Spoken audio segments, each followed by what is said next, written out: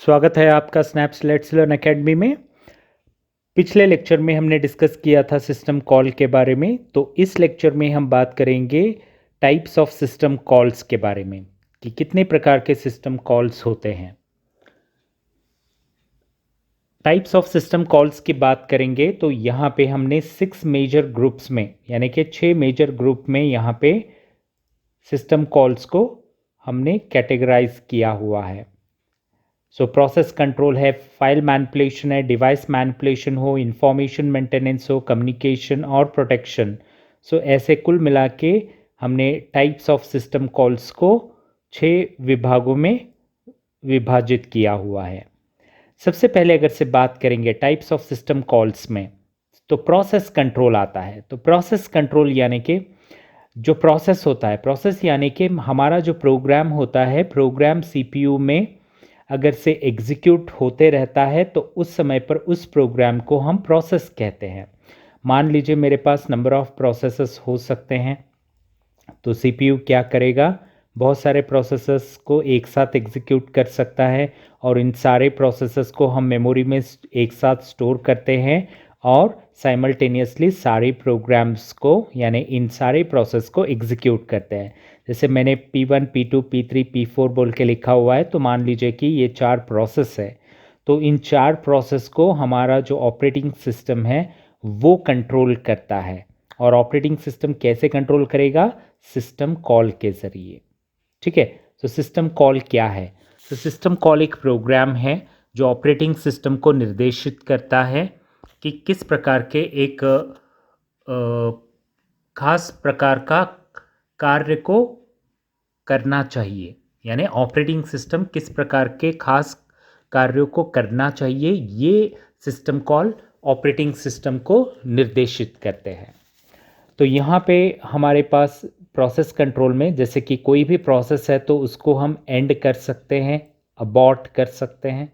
ठीक है, प्रोसेस को एंड करना, अबॉर्ट करना, या किसी प्रोसेस को क्रिएट करना है तो create process, terminate process.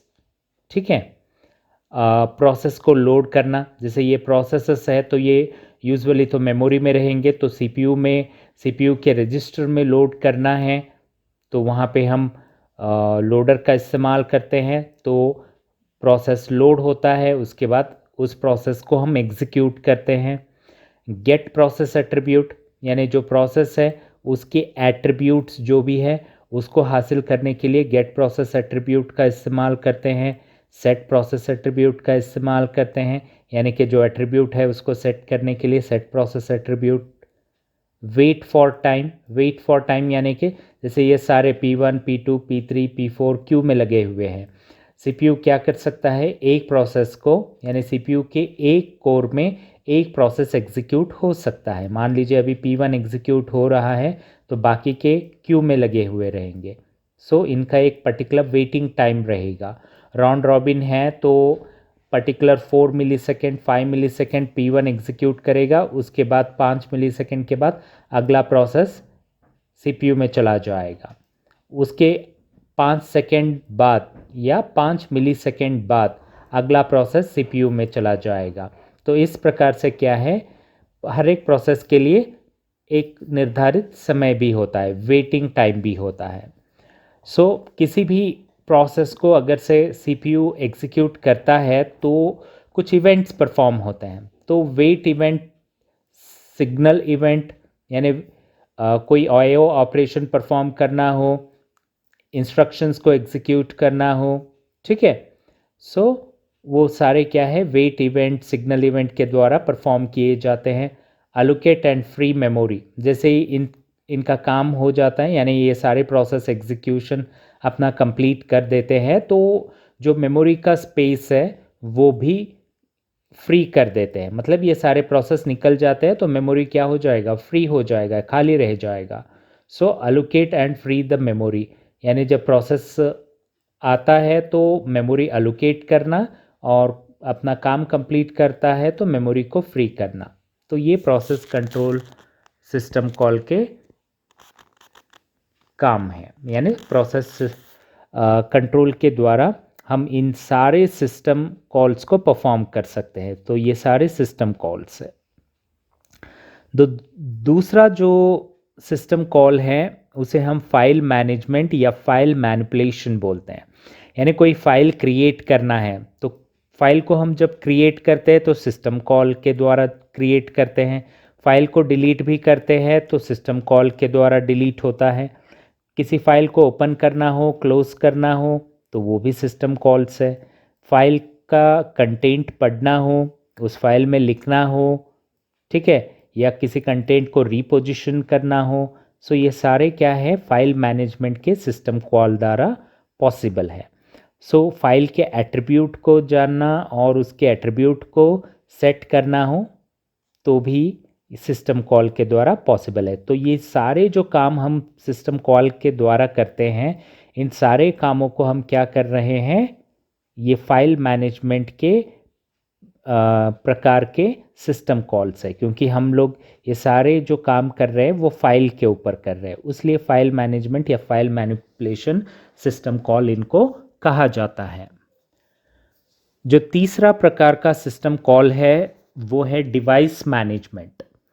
Device management यानी कि अब मैनेजमेंट का मतलब होता है कि जो भी डिवाइसेस होते हैं उनकी देखभाल करना, उनको व्यवस्थित रूप से उनके जो रिक्वायरमेंट्स होती है, यानी किसी डिवाइस की रिक्वायरमेंट होती है किसी सॉफ्टवेयर को एग्जीक्यूट करना या और कोई डिवाइस को एग्जीक्यूट करना या रिक्वेस्ट करना, या काम जब उस डिवाइस का काम होता है तो वो अवेलेबल रहना, काम होते ही उस डिवाइस को रिलीज़ करना हो, ये सारे काम जो है डिवाइस मैनेजमेंट करता है। जैसे रिक्वेस्ट डिवाइस हो, रिलीज़ डिवाइस हो, किसी डिवाइस का रिक्वेस्ट करना हो या डिवाइस को इस्तेमाल करने के बाद रिलीज़ करना हो, उस डिवाइस को पढ़ना हो, उसके अंदर कुछ लिखना हो या उसका रीपोजिशन करना हो।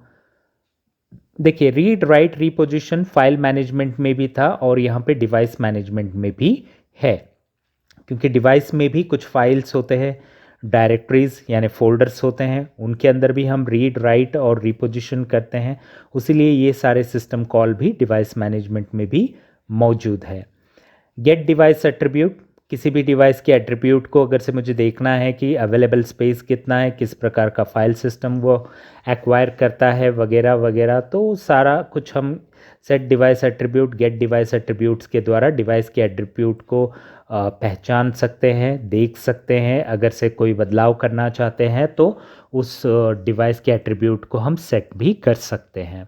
साथ ही साथ लॉजिकली अटैच और डिटैच द डिवाइस, मतलब क्या है लॉजिकली अटैच और डिटैच द डिवाइस? मतलब मान लीजिए उदाहरण के तौर पर आपने पेन ड्राइव अपने लैपटॉप या आपके कंप्यूटर से आपने कनेक्ट किया, ठीक है, फिजिकली कनेक्टेड है मगर वो लॉजिकली अभी तक कनेक्टेड नहीं है। क्यों लॉजिकली कनेक्टेड नहीं है? मतलब वो शो नहीं कर रहा है, राइट। सो जैसे ही वो रिफ्लेक्ट हो जाएगा माई कंप्यूटर में, लॉजिकली अटैच हो जाएगा वो, ठीक है। उसके बाद आप मैन्युअली रिमूव कर सकते हो, या मान लीजिए कि आपने टास्क बार में से वहाँ से आपने डिटैच कर दिया, डिटैच डिवाइस कर दिया, फिजिकली तो कनेक्ट है फिर भी आपने उसको डिटैच कर दिया, सो लॉजिकली डिटैच भी कर सकते हैं, ठीक है। तो इस प्रकार से लॉजिकल अटैच, डिटैच डिवाइसेस, सो ये भी सिस्टम कॉल्स है डिवाइस मैनेजमेंट के। तो इस प्रकार से ये तीसरा जो प्रकार है डिवाइस मैनेजमेंट है और इतने सारे इसके सिस्टम कॉल्स। जो चौथा प्रकार का सिस्टम कॉल होते हैं वो है इंफॉर्मेशन मेंटेनेंस का। इंफॉर्मेशन मेंटेनेंस, इंफॉर्मेशन यानी कि माहिती, जानकारी, जानकारियों को मेंटेन करना, देखभाल करना। जैसे कि गेट टाइम और डेट बोल के हैं, यानी कि सिस्टम के डेट एंड टाइम को देखना चाहते हैं तो गेट टाइम और डेट, सेट टाइम और डेट। जैसे कि मुझे सिस्टम का टाइम सेट करना है या उसके डेट को सेट करना है तो मैं वो काम भी कर सकता हूँ। तो ये पॉसिबल है सिस्टम कॉल के ज़रिए, इनको भी हम सिस्टम कॉल बोलेंगे।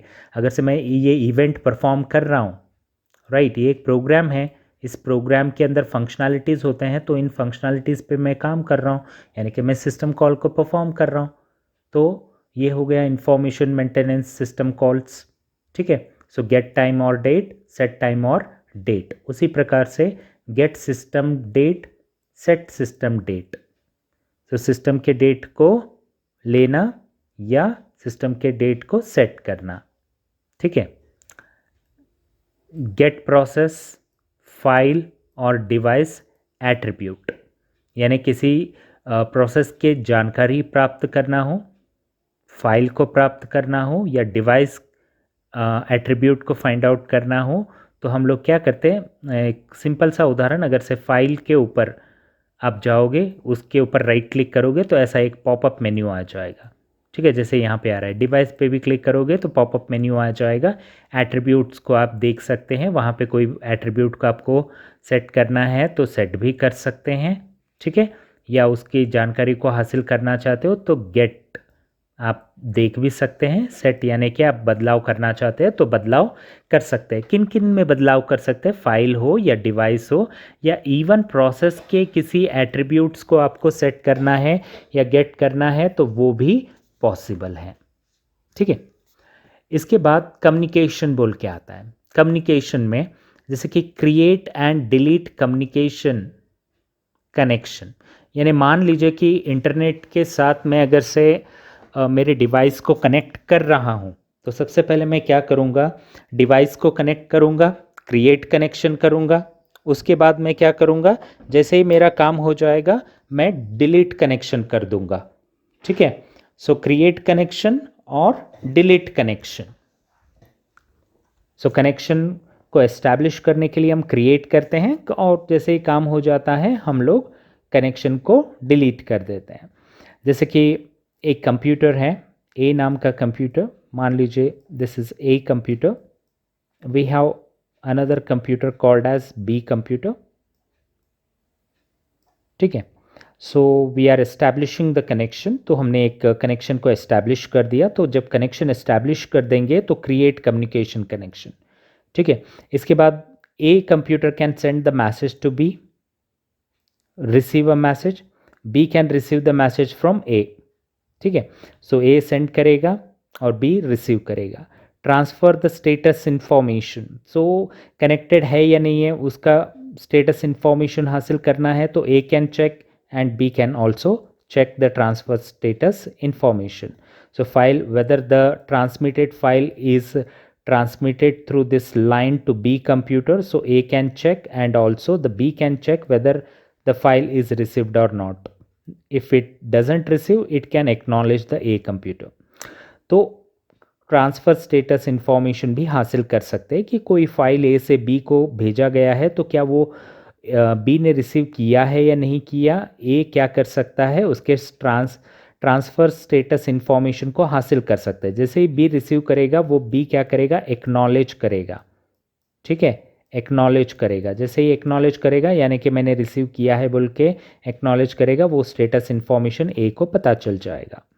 अटैच और डिटैच द रिमोट डिवाइसेस, मतलब मान लीजिए कि बी के पास कोई डिवाइस है, ठीक है। सो रिमोटली हम क्या कर सकते हैं, इस डिवाइस के साथ कनेक्ट हो सकते हैं क्योंकि नेटवर्क के ऊपर है तो इस डिवाइस का इस्तेमाल भी हम कर सकते हैं। और जब भी मुझे लगता है कि मुझे इसका काम हो चुका है तो मैं इसको रिलीज़ भी कर सकता हूँ, तो डिटैच भी कर सकता हूँ। तो इस प्रकार से कम्युनिकेशन सिस्टम कॉल का भी इस्तेमाल हम लोग कर सकते हैं। इसके बाद आता है, देखिए यहाँ पे प्रोटेक्शन बोल के है, प्रोटेक्शन, और एक बार से मैं ओके, प्रोटेक्शन। सो gate file permission, set file permission, यानी कि किसी फाइल को आपको एक्सेस करना है तो आपको परमिशन चाहिए। अगर से हमने प्रोटेक्शन दिया हुआ है, उस फाइल को संरक्षित किया हुआ है, सुरक्षित तरीके से रखा हुआ है, ठीक है। तो जब हम उसको प्रोटेक्ट करते हैं तो मान लीजिए कि पासवर्ड के ज़रिए प्रोटेक्टेड फाइल है तो आपको परमिशन लेना पड़ेगा, परमिशन लेके ही उस फाइल को ओपन करना पड़ेगा। और जब आप फाइल सिक्योर करना चाहते हो तो सेट फाइल परमिशन, आप क्या कर सकते हैं, उस फाइल को पासवर्ड के ज़रिए प्रोटेक्ट भी कर सकते हैं। सो आप पासवर्ड सेट भी कर सकते हैं, और अगर से कोई फाइल है उसको एक्सेस करना चाहते हो तो ऑथराइज पर्सन के ज़रिए आप परमिशन लेके एक्सेस भी कर सकते हैं। तो ये सिस्टम कॉल्स का इस्तेमाल भी किया जाता है। ठीक है, तो इस प्रकार से 6 प्रकार के हमारे पास सिस्टम कॉल्स है। ठीक है, इनको हमने रफली क्या किया हुआ है, 6 मेजर कैटेगरीज में डिवाइड किया हुआ है। प्रोसेस कंट्रोल के बारे में देखा, फाइल मैनिपुलेशन के बारे में हमने डिस्कस किया, डिवाइस मैनिपुलेशन के बारे में डिस्कस किया, इंफॉर्मेशन मेंटेनेंस के बारे में, कम्युनिकेशन और प्रोटेक्शन के बारे में। तो ये थी जानकारी सिस्टम कॉल्स के बारे में। होप आपको समझ में आया होगा। अभी तक जितने भी आपने ये प्रोसेसेस देखे हुए हैं, इसके उदाहरण इस एक स्लाइड में मैंने रैपअप किया हुआ है, जो विंडोज़ और यूनिक्स के सिस्टम कॉल्स है। उदाहरण के लिए अगर से मैं पहले कॉलम को देखूंगा तो ये विंडोज़ के उदाहरण हैं, और दूसरे कॉलम में यूनिक्स के उदाहरण दिए गए हैं। शुरुआत में यहाँ पे जितने भी हमने अभी तक 6 प्रकार के जो सिस्टम कॉल्स को डिस्कस किया हुआ है, ठीक है, तो उसको यहाँ पे भी एग्जाम्पल के तौर पर मेंशन किया हुआ है। जैसे प्रोसेस कंट्रोल है, विंडोज़ में क्रिएट प्रोसेस होता है, तो यूनिक्स आप इस्तेमाल कर रहे हो तो यूनिक्स में आपको फॉर्क का इस्तेमाल करना पड़ेगा। फॉर्क क्या करेगा, एक नए प्रोसेस को भी क्रिएट करेगा या डुप्लीकेट प्रोसेस को भी क्रिएट करेगा।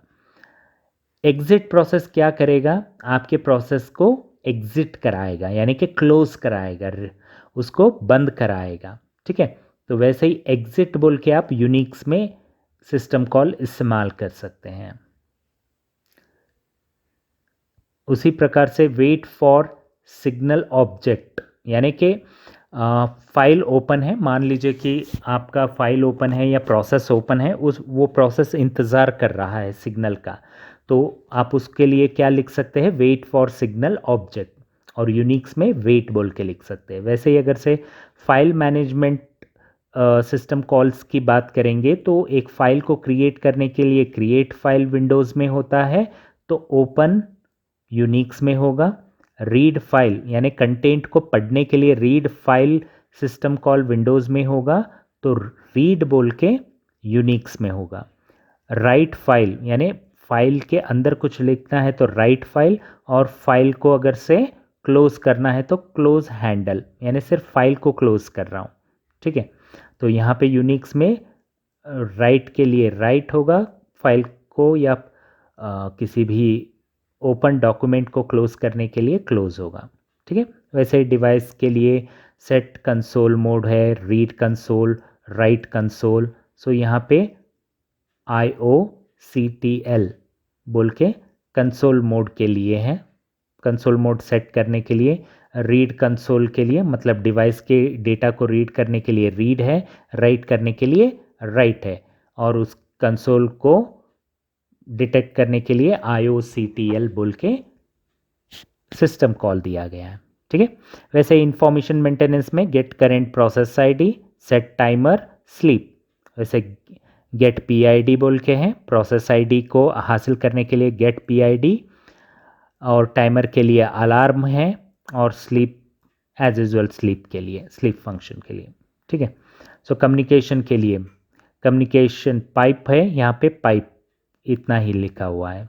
ठीक है, तो ऐसे क्या किया गया है आप देखेंगे तो ये सारे विंडोज़ और यूनिक्स के सिस्टम कॉल्स हैं। सो इन्हीं उदाहरणों के साथ इस लेक्चर को हम यहीं पे ख़त्म करेंगे।